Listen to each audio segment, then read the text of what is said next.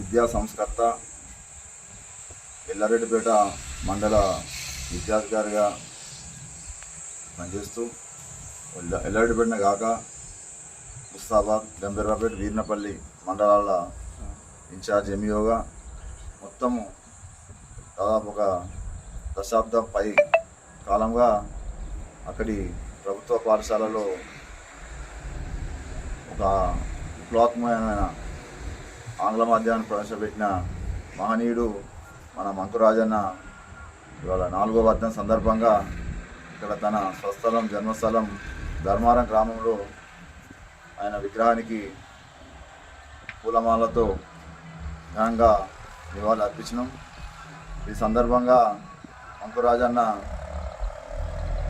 ఆయన లేని లోటు నేటి విద్యా వ్యవస్థ పైన చూస్తూ ఉన్నది. ఆయన ఆలోచన అప్పటి ప్రభుత్వమే ఈ ప్రభుత్వ పాఠశాలలో ఆంగ్ల మాధ్యమం తీసుకురావడానికి నాంది పలికిందంటే అది మన మంకురాజయ్య సార్ గారి కృషి అని చెప్పక తప్పదు. ఆయన ఒక విద్యా సంస్కర్తనే కాక అనేకమైన సామాజిక అంశాలపైన తను ఎప్పుడు ఆలోచన చేసేవాడు. అంటే బడుగు బలహీన వర్గాల కొరకు కానీ అదేవిధంగా అట్టడుగు ప్రజల కొరకు తను గొప్ప ఆలోచన, అనేకమైన త్యాగాలు చేసారు. ఆర్థికంగా ఎంతోమందిని ఆదుకున్నారు. చెప్పుకుంటూ పోతే చాలా అది ఆయన నిజంగా ఆయన లేని రోడ్డు మాత్రము పూడ్చలేనిది.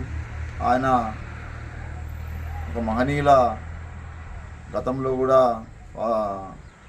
మేము చెప్పినాం. ఒక మహనీయుల జాబితాలో ఈ మంకురాజన్న చేరుతున్న దాంట్లో సందేహం లేదు.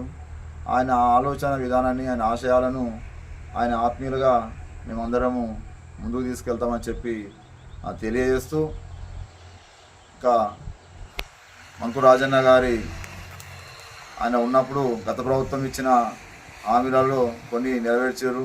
అదేవిధంగా ఇంకా కొన్ని నెరవేర్చవలసి ఉంది. ఎల్లారెడ్డిపేట మండల వనరుల కేంద్రాన్ని మంకురాజన్న వనరుల కేంద్రంగా నామకరణం చేయాలని చెప్పి ఈ ప్రభుత్వాన్ని మేము ఈ సందర్భంగా కోరుతా ఉన్నాం.